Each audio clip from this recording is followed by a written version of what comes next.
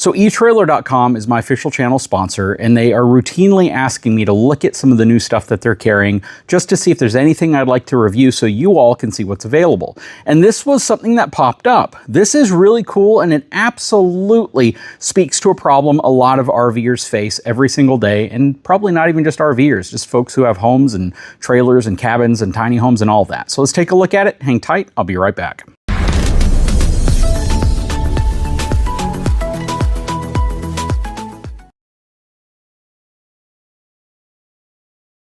Okay, so this is the Eva-Dry EDV 2400 mid-size dehumidifier. You've seen me feature Eva-Dry products on my channel before, long before eTrailer actually carried them. I've been using Eva-Dry dehumidifiers for a long time in our RV, and it was definitely one of those things that I absolutely contribute to one of the reasons why the RV interior has stayed mold-free and not having to deal with a lot of the stuff people have to deal with when their RV's in storage.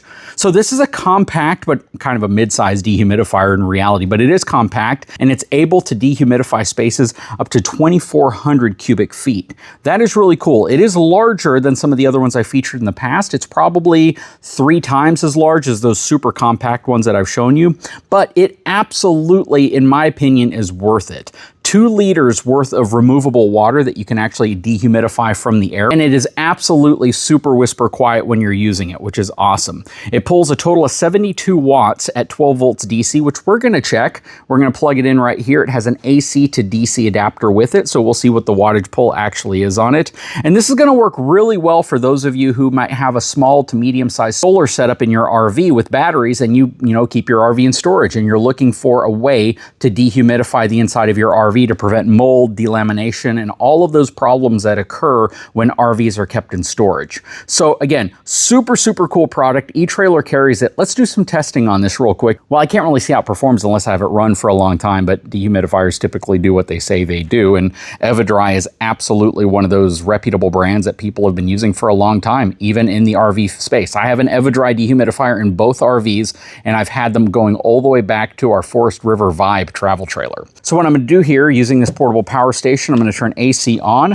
I'm going to plug this into one of the ports here at the end, one of the standard plugs, and we'll go ahead and turn it on to see how much power it's actually pulling. We have the ability for you to raise or lower your humidity setting, which is really nice, and it actually gives you the current relative humidity of wherever it's at, which it shows is at 61% humidity. Let me show you something cool.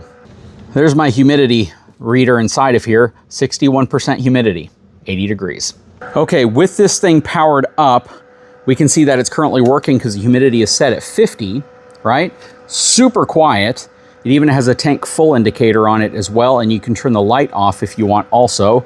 It's pulling 49 watts. So well under the 75 watts that they, claim it uses. So right now it's pulling 48 watts. And that is absolutely awesome. It has a continuous drain hose with it as well. So this is one of those things that will keep it running if you have a means of draining it outside or into a tub or something like that. So you don't have to worry about coming back to it and constantly having to drain it if it's going to be in like a long-term storage type scenario. And again, this is something that just about every single RV owner can use if they have some means of powering it. If you have your RV next to your home and you have even like a small extension cord, or not a small, but an appropriate sized extension cord running to it to be able to maintain the inside, from a humidity perspective, that should be more than enough to be able to handle this, probably in addition to whatever you're using. But of course, you always want to be careful and make sure you're not overloading any circuits. But this pulls such a small amount of power, 48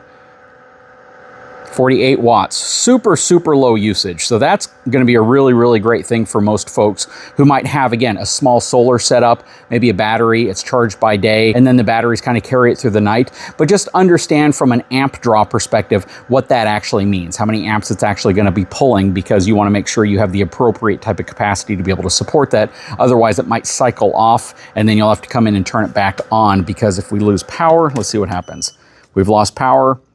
Power's restored. It's not going to turn on automatically by itself. So you actually have to come out to it and turn the power on to it.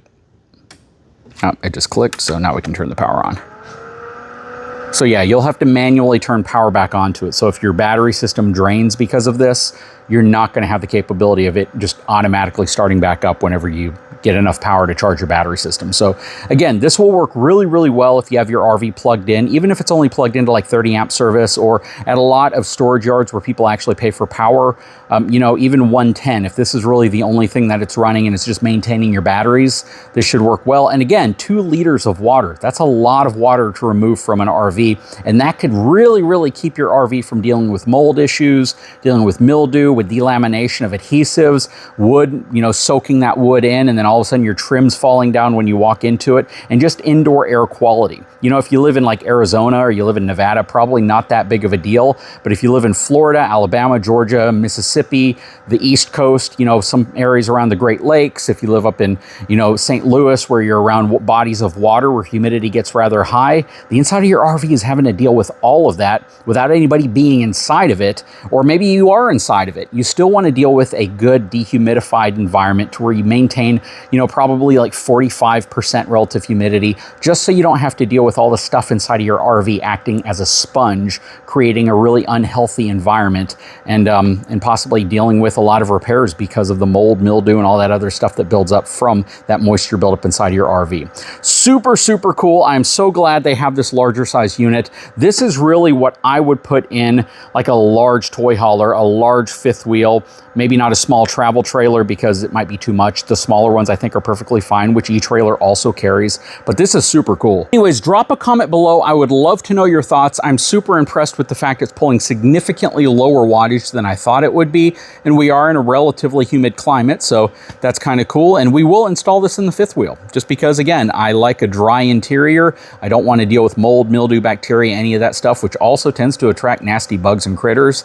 And this is a really, really good solution, and it's not super big. It is relatively compact. It's just bigger than the small one, which most people are probably used to. But again, this is the EDV 2400, available through eTrailer. I'll put a link in the description of the video if this is something you may be interested in. Anyways, guys, I sure hope you've enjoyed this video. If you haven't had a chance, please take a moment, subscribe to the channel, give me a thumbs up, and we'll talk to you again very soon.